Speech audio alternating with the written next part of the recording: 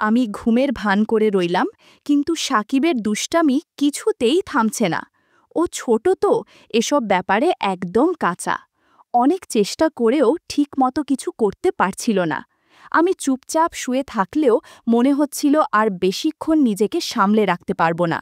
মাথার ভেতর এক গাদা প্রশ্ন ঘুরপাক খাচ্ছিল। আমি কি উঠে বসে ওর চোখে চোখ রেখে সবটা মেনে নেব, নাকি ভান করে চুপচাপ থেকে যেটুকু হচ্ছে সেটা সেভাবেই শেষ হতে দেব? ও তো এসব বোঝে না ঠিকঠাক, তাই ওর কানে কানে বললাম, তুই এখন একটু বিশ্রাম নে, বাকি কাজ আমি করছি। তারপর যা হলো সেটা কেউ বিশ্বাস করলেও করত না। আমার নাম নীলা, বয়স ২১। আমি আমাদের ভাইবোনদের মধ্যে সবচেয়ে বড়। ৩ বোন ১ ভাইয়ের মধ্যে আমি সবার আগে জন্মেছি। বাবা একজন প্রতিষ্ঠিত ব্যবসায়ী, তাই ছোট থেকেই অভাব কষ্টের মুখ দেখি নাই। যা চাই তাই পেয়েছি। আমার বিয়ে হয়েছে, তবে এখনও সন্তান হয়নি। এটাই একমাত্র অপূর্ণতা। স্বামী, শ্বশুর, শাশুড়ি সবাই ভালো, কিন্তু বিয়ের ৩ মাস পরেই স্বামীর ছুটি ফুরিয়ে যায়, আর ও আবার সিঙ্গাপুরে ফিরে যায়। তারপর থেকে আমার জীবনের মোড় ঘুরে যায়। মন সব সময় খারাপ থাকত, সময় কাটত না। ও দিনে ১ বার ২ বার ফোন দিত, তাও খুব কম সময় কথা বলতো। আমি একা একা ঘরে বসে থাকতাম, একটা অজানা অস্থিরতায় দিন কাটত। একদিন ইউটিউবে ভিডিও দেখতে দেখতে হঠাৎ একটা চ্যানেলে চোখ পড়ে। নানা সম্পর্ক ভিত্তিক নাটকীয় গল্প, মায়ের সঙ্গে ছেলে, মামির সঙ্গে ভাগ্নে, এরকম নানা সম্পর্ক নিয়ে বানানো গল্প। প্রথম দিকে শুনে অস্বস্তি লাগলেও কেমন যেন মজাও পেতে থাকি। ধীরে ধীরে ওই চ্যানেলের নিয়মিত দর্শক হয়ে উঠি।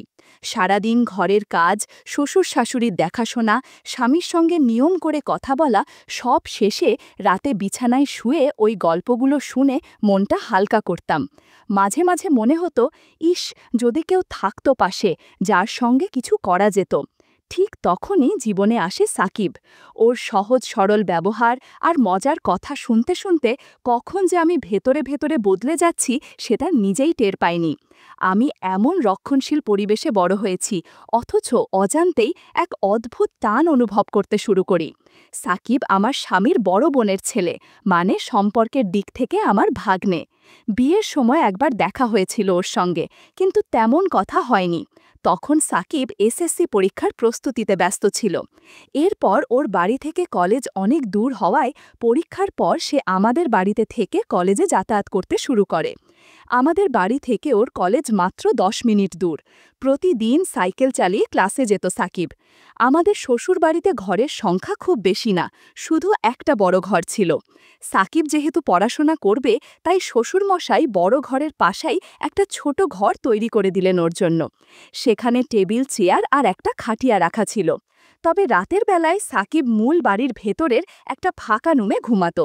আমাদের বড় ঘরটাই ৩টে রুমে ভাগ করা। একটায় আমি থাকি, আরেকটায় শ্বশুর শাশুড়ি। মাঝখানের ঘরটা আগে ফাঁকা ছিল। সাকিব আসার পর ওখানে একটা খাট বসানো হয়, আর এখন সে সেখানেই রাতে ঘুমায়। পড়া শেষ করে রাত ১০টার পর ঘরে ফিরে ও মাঝখানের ঘরেই শুয়ে পড়ে। সাকিব বেশ ভালো ছাত্র, এসএসসিতে A+ পেয়েছে। কথাবার্তাও খুব কম বলে। না আছে বন্ধুদের সাথে আড্ডা, না আছে বাড়ির লোকজনের সঙ্গে খাতির। এমনকি ওর নানা নানিকেও ঠিকমতো কিছু বলে না। আর আমার সঙ্গে তো চোখ তুলে তাকায়ও না। খুব লাজুক আর চুপচাপ স্বভাবের ছেলে। আমার শ্বশুর শাশুড়ি দুজনেই বয়সে অনেকটা বড়। শ্বশুর মশাই চোখে কম দেখেন, তাই বাইরে কম বের হন। শাশুড়ি আবার এমন মোটা যে হাঁটা চলারই উপায় নেই। সারাক্ষণ বিছানায় শুয়ে থাকেন আর পান খান। শ্বশুর মাঝে মাঝে উঠোনে বা উঠোন পেরিয়ে বারান্দায় যান, কিন্তু শাশুড়িকে আজ পর্যন্ত বাইরে পা রাখতে দেখি নাই। যাই হোক, সাকিব আমাদের বাড়িতে এসেছে প্রায় ১ মাস হলো। এই কদিনে ও আমার সঙ্গে ঠিকমতো কথাও বলেনি। বুঝতে পারি আমার সামনে একটু লজ্জা পাই। আমরা একসাথেই খাই, কারণ শ্বশুর শাশুড়িকে তো বিছানায় বসেই খাওয়াতে হয়। আমি ওদের খাবার দিয়ে আসি, তারপর সাকিব আর আমি একসাথে খেয়ে নিই। সাকিব আসার পর আমার একটা সমস্যা হয়েছে, রাতের বেলা আর গল্প শোনা হয় না। আগের মতো ইউটিউবে গল্প চালু করলে মনে হয় কখন না সাকিব দরজা এসে ডাকে, মাম, দরজা খোলো। তাই গল্প ছেড়ে বসে থাকি, কখনো ফিরে আসবে। অনেক রাত পর্যন্ত পরেও, ১০টা, ১১টা, এমনকি কখনো কখনো ১২টাও বাজে। আমার প্রায়ই ঘুম চলে আসে। সাকিব যদি সামনের দরজায় ডেকে না পায় তখন ঘরের পাশে রান্নাঘরের দরজার দিকে গিয়ে ডাকে, কারণ আমার রুমটা ওই পাশেই। আমি তখন চট করে উঠে গিয়ে দরজা খুলে দিই। একদিন এমনই ঘটল। সেদিন রাত প্রায় 12:30 বাজে। আমি ঘুমে ঢুলে পড়েছি। সাকিব দরজায় 10-15 মিনিট ডেকে কোনো সাড়া না পেয়ে রান্নাঘর থেকে একটা মাছ ধরার ছিপ এনে জানালার ফাঁক দিয়ে হালকা গুঁতা মারল। ঘুম ভেঙে লাফ দিয়ে উঠলাম, গিয়ে দরজা খুললাম।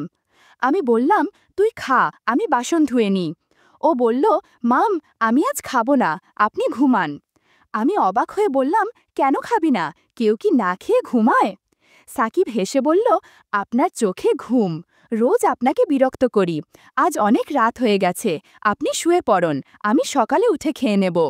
আমি বললাম, আমার কোনো কষ্ট হয় না, তুই যখন ইচ্ছা তখন এসে খেয়ে নিস, মাঝে মাঝে একটু ঘুম ধরে যায় আর কি। তখন সাকিব একটু থেমে বলল, আপনার জন্য আমি থাকি আর আপনি রোজ রাত জেগে থাকেন, এটা ঠিক না মাম। কাল থেকে আমি পড়ার ঘরেই থাকব, আর দাদু ঠাকুমার সঙ্গে খাবার দিলে আমাকেও ডেকে নিও, একসাথেই খেয়ে নেব। আমি বললাম, সন্ধ্যায় খেলে তো রাত জেগে পড়তে গিয়ে আবার ক্ষুধা পাবে, তখন কি খাবি? আর এত বড় ঘর থাকতে কেন ছোট ঘরে শুতে যাবি? আমি তো কখনো বলিনি তোর জন্য আমার সমস্যা হয়। তুই কি বাইরের কেউ? তুই তো আমাদেরই ঘরের ছেলে, তোকে তো এইটুকু করতে পারতেই পারি। সাকিব বলল, ঠিক আছে মাম, অনেক রাত হয়ে গেছে, এবার ঘুমাও, সকালে তোমার সাথে আলাপ করব। এটা বলেই ও সোজা গিয়ে ওর ঘরে শুয়ে পড়ল। আমিও উঠে এসে নিজের রুমে চলে এলাম। তবে যাই হোক, আজ প্রথম সাকিব এতটা কথা বলল আমার সাথে, অথচ একবারের জন্য চোখ তুলে তাকায়নি। এখন সকাল 8টা বাজে, সাকিব এখনো ঘুমায়। কাল অনেক রাতে ঘুমিয়েছে তো, তাই একটু বেশি ঘুমাচ্ছে। যদিও সাধারণত 6টায় উঠে উঠোনে একটু হাঁটে, তবে ওকে সকালে কখনো পড়তে বসতে দেখি না। যাই হোক, আজ তোর 10টার ক্লাস, ডেকে দিতে হবে। আমি ডাক দিলাম, সাকিব, সাকিব, 8টা বাজে, কলেজ যাবে না? সাকিব তখন ঘুম জড়ানো গলায় বলল, কত বাজে? আমি বললাম, 8টা বাজে। এই কথা শুনে ও এক লাফে উঠে বসে পড়ল। তাড়াতাড়ি গোসল সেরে নাস্তা খেয়ে কলেজের দিকে রওনা দিল। একটু তাড়াহুড়ো হলেও 10টার আগে পৌঁছে যাবে হয়তো। দুপুর ঠিক 2টায় ও বাসায় ফিরে এলো, তবে কখনো কখনো 12টার দিকেও আসে, বিশেষ ক্লাস কম থাকলে। পড়ার ঘরে বই খাতা রেখে মুখ হাত ধুতে গেল। আমি ইতিমধ্যে দুপুরের খাবার সাজিয়ে রেখেছি। ও ঘরে ফিরে এলো, তারপর আমরা একসাথেই খেলাম। খাওয়ার সময় খুব একটা কথা হয়নি। আমি শুধু জিজ্ঞেস করলাম, কলেজে ঠিকমতো ক্লাস হয় তো? সে বাচ্চাদের মতো মাথা নেড়ে শুধু হ্যাঁ বলল, আর কিছু না। খাওয়ার পর ও নিজের ঘরে চলে গেল। সাধারণত দিনে ও ওই মাঝখানের ঘরেই ঘুমায়। সন্ধ্যা হয়ে এলো, কিন্তু সাকিব উঠছে না। আমি পড়ার ঘরে গিয়ে ডাক দিলাম। ডাক শুনে সাকিব ঘুম থেকে উঠে বসল। চোখ কচলাতে কচলাতে বলল, কি হয়েছে, ডাকছো কেন মাম? আমি বললাম, না কিছু না, সন্ধ্যা হয়ে গেছে, তুমি এখনো ঘুমাচ্ছ, পড়তে বসবে না? সাকিব বলল, সন্ধ্যা নাকি, দেখি কত বাজে। বলে ও ওর টেবিলে রাখা হাত ঘড়ির দিকে তাকাল, তারপর উঠে গিয়ে মুখ হাত ধুতে গেল। আমি তখন ওর পড়ার ঘরে চুপচাপ বসে আছি। সাকিব মুখ ধুয়ে ফিরে এসে বলল, তুমি এখনো এখানে বসে আছো, রান্নার কাজ শেষ? আমি হেসে বললাম, সে তো অনেক আগেই শেষ করেছি, ক্ষুধা লাগছে নাকি? সে বলল, আরে না, এমন সন্ধ্যা সময় ক্ষুধা লাগে নাকি, তবে একটা চা হলে ভালো লাগতো। আমি বললাম, চা পাতা মনে হয় শেষ হয়ে গেছে, কালকে এনে দেব। সে বলল, ঠিক আছে, তারপর বলল, এখন যাও, আমি পড়তে বসব। আমি বললাম, আচ্ছা বাবা, ভালো করে মনোযোগ দিয়ে পড়ো, বলেই আমি বড় ঘরে চলে এলাম। ঘণ্টা দুয়েক পরে শ্বশুর শাশুড়িকে রাতের খাবার দিলাম। তারা খাচ্ছেন, আমি পাশে বসে আছি। হঠাৎ শ্বশুর বললেন, বৌমা, সাকিব ঠিকমতো পড়াশোনা করছে তো, তুমি একটু খেয়াল রেখো। আমি বললাম, বাবা, আপনি একদম চিন্তা করবেন না, সাকিব খুব ভদ্র ছেলে, তাকে পড়তে বলার দরকার পড়ে না, নিজে থেকেই পড়ে নেয়। শ্বশুর বললেন, তা জানি বটে, কিন্তু দায়িত্ব তো আমাদেরও কিছু আছে। আমি হেসে বললাম, চিন্তা করবেন না বাবা, আমি ওর পাশে থাকি সব সময়। আর হ্যাঁ, কাল সকালে চা পাতা আনবেন তো, আজ সন্ধ্যায় সাকিব চা খেতে চাইছিল। শাশুড়ি তখন বলল, সাকিবদের বাড়িতে সবাই চা খায়। আমিও ভাবছিলাম তোমাকে বলবো, কিন্তু বলার কথা ভুলেই গেছি।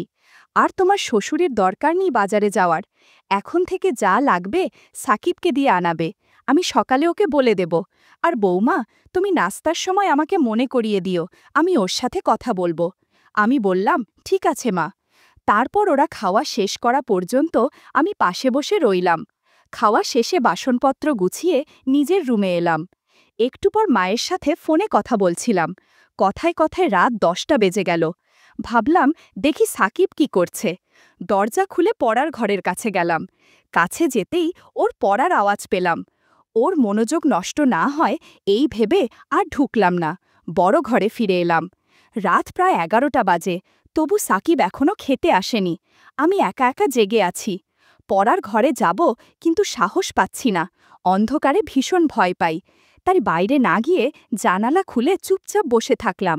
অপেক্ষা করতে করতে কখন যে 12:30টা বেজে গেল টেরই পেলাম না। তারপর কখন যে ঘুমিয়ে পড়েছি নিজেও জানি না। সকালে উঠে শাশুড়িকে জিজ্ঞেস করলাম, মা, সাকিব রাতে ঘরে আসেনি? শাশুড়ি বলল, না রে বৌমা, কেন, কি হয়েছে? আমি বললাম, না কিছু না মা, বড় ঘরে আসেনি, পড়ার ঘরেই ঘুমিয়েছে মনে হয়। আমি অনেক রাত পর্যন্ত অপেক্ষা করছিলাম, তারপর কখন যে ঘুমিয়ে গেছি। শাশুড়ি অবাক হয়ে বলল, কি বলো, ও পড়ার ঘরে ঘুমাবে কেন? এই ঘরে ওর কি সমস্যা? আমি বললাম, জানি না মা, সারাক্ষণই তো ওর খেয়াল রাখি। আমার মনে হয় ও আমাকে লজ্জা পায়। শাশুড়ি বলল, লজ্জা পাবে কেন? তুমি তো ওকে কত যত্ন করো। আমি নিজেই দেখি তুমি কেমন খাটছ, কেমন মায়া করো। সাকিব তো আমাদেরই ছেলে, লেখাপড়া করবে, কিছু লাগলে তোমাকে বলবে, না হলে আমাদের বলবে। তুমি তো আমার লক্ষ্মী বৌমা, সব দায়িত্ব নিজের কাঁধে নিয়েছ। তারপর বলল, চলো ডাকো ওকে, কলেজে যাওয়ার সময় হয়ে যাচ্ছে। আমি বললাম, ঠিক আছে মা, কদিন যাক, লজ্জা এমনিই চলে যাবে। ঘড়ি দেখে দেখি 8টার বেশি বাজে। আমি সরাসরি সাকিবের পড়ার ঘরে গেলাম। দরজা এখনো বন্ধ, তার মানে এখনো ঘুমাচ্ছে। আমি দরজায় টোকা দিলাম, সাকিব, সাকিব। বারবার ডেকেও কোনো সাড়া নেই। অনেকক্ষণ ধরে ডাকছি, তাও কোনো শব্দ নেই। ঘরটায় আবার জানালাও নেই যে পাশ দিয়ে কিছু বলা যাবে। পড়ার ঘরটায় একটাই দরজা, জানালাও নেই। জোরে জোরে দরজায় থাপ্পড় মারতে লাগলাম। প্রায় 15-20 মিনিট ডাকাডাকির পর সাকিব দরজা খুলল, কিন্তু কিছু না বলেই আবার বিছানায় শুয়ে পড়ল। আমি ঘরে ঢুকে ওর মাথায় হাত রাখতেই বুঝলাম ওর শরীরে জ্বর, শরীরটা যেন পুড়ে যাচ্ছে। তড়িঘড়ি করে বড় ঘরে গিয়ে শাশুড়িকে বললাম। শাশুড়ি চলতে পারেন না, বললেন, বৌমা, ভেজা কাপড়ে শরীরটা মুছে দাও, কপালে জলপট্টি দাও। আমি তৎক্ষণাৎ পানি এনে ওর শরীর মুছে দিলাম, কপালে জলপট্টি দিলাম। প্রায় 1 ঘন্টা পাশে বসে থাকলাম। ধীরে ধীরে সাকিব চোখ খুলল। ওকে ধরে বসালাম। সাকিব বলল, রাতে জ্বরের সময় তোমাকে ডাকতে গিয়েছিলাম, কিন্তু তুমি ঘুমিয়ে গেছো দেখে আর ডাকিনি। আমি বললাম, এটা কোনো কথা হলো? তুমি অসুস্থ, আমাকে জোরে ডাকতে, জানালায় ধাক্কা দিতে পারতে, দরজায় লাথি মারতে, একা একা কষ্ট পেয়ে থেকেছ কেন? ও কিছুক্ষণ চুপ করে রইল, তারপর উঠে হাত মুখ ধুয়ে বড় ঘরে গেল। আমি ওর জন্য নাস্তা নিয়ে এলাম। নাস্তা করতে করতে জ্বর কিছুটা কমল। শরীর ঠিক ছিল না, তাই ও আজ কলেজে গেল না, বাড়িতেই হাঁটাহাঁটি করছিল। আমি রান্না করছিলাম, হঠাৎ দেখি সাকিব পেছনে দাঁড়িয়ে। আমি বললাম, কি ব্যাপার, রান্না শিখবে নাকি? সাকিব হেসে বলল, না, ভাবছিলাম তুমি একা একা কত কাজ করো, সবাইকে কত খেয়াল রাখো। সত্যি তুমি খুব ভালো। জানো কেন যে তোমার সাথে এতদিন কথা বলিনি? আসলে তোমাকে লজ্জা পেতাম, মেয়েদের সামনে সহজ হতে পারি না। আমি বললাম, মেয়েরা কি বাঘ ভাল্লুক যে দূরে থাকবে? সাকিব হেসে বলল, তুমিও দেখি কলেজের মেয়েদের মতো কথা বলো। আমি বললাম, তোমার কলেজে কি কোনো মেয়ে বন্ধু আছে? সে বলল, একটা মেয়ে গায়ে পড়ে কথা বলে, খুব বিরক্তিকর, নামও জানি না আর জানতেও চাই না, গায়ে পড়ে কথা বললে আমার রাগ হয়। আমি হেসে বললাম, তাহলে তো আমাকেও পছন্দ করো না, আমিও তো তোমার সাথে গায়ে পড়ে কথা বলি। সাকিব একদমে বলল, তুমি আমার আপন মানুষ, তুমি চাইলে যত খুশি কথা বলতে পারো, বরং তোমার সঙ্গে কথা না বলে আমি ভুল করেছি। সাকিব বলল, তোমার জায়গায় অন্য কেউ হলে এতটা খেয়াল রাখত না, তুমি সত্যিই খুব ভালো। আমি হেসে বললাম, হয়েছে, আর হাওয়া দিতে হবে না, এবার যাও, মাকে ফোন দাও। ও বলল, আমি বলিনি, কিন্তু নানি জানে। আমি বললাম, এই নানিকে নিয়ে আর পারি না, সব কিছুতেই বাড়াবাড়ি করে। সাকিব রুমে চলে গেল।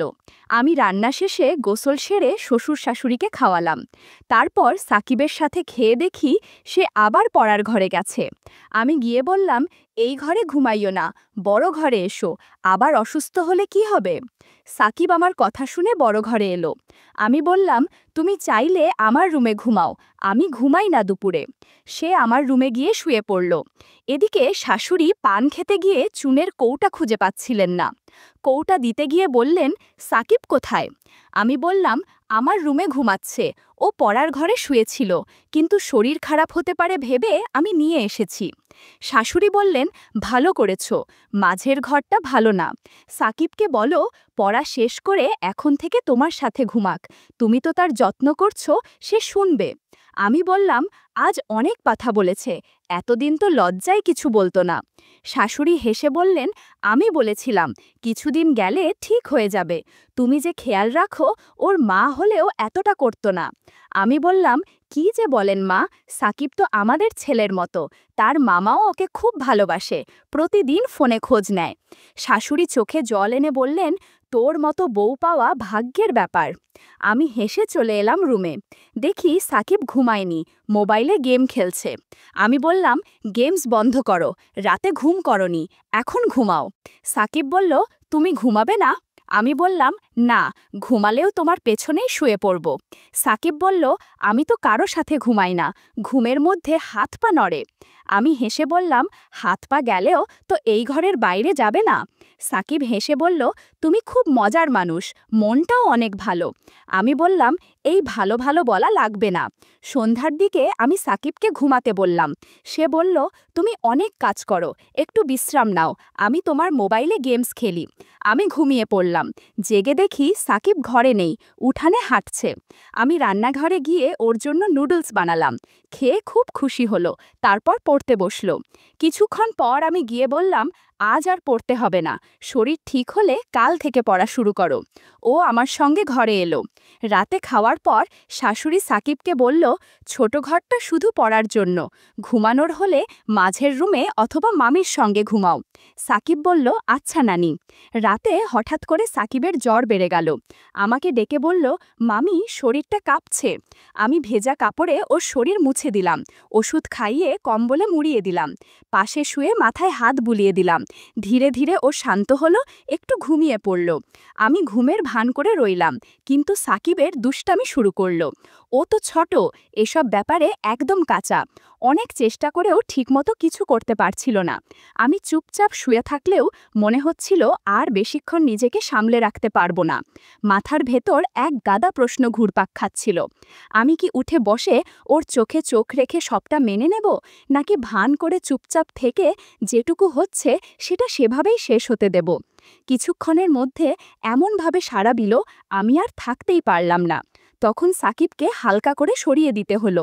ও তো এসব বোঝে না ঠিকঠাক, তাই ওর কানে কানে বললাম, তুই এখন একটু বিশ্রাম নে, আমার হয়ে গেছে। তারপর আমিও কখন যেন ঘুমিয়ে পড়লাম। সকালে জ্বর কিছুটা কমেছে। আমি নাস্তা তৈরি করলাম। ও খেয়ে আবার পড়তে বসলো। মাঝে মধ্যে রান্নাঘরে এসে দুষ্টুমি করতে চাইতো। আমি বললাম, প্রয়োজনের বেশি কোনো কিছু ভালো না, দিনের বেলায় কখনো কল্পনাও করো না। যদি কখনো কারো চোখে পড়ে বা কোনো প্রকার সন্দেহ হয়, তাহলে তোমার আমার দুজনের জীবনই নষ্ট হয়ে যাবে।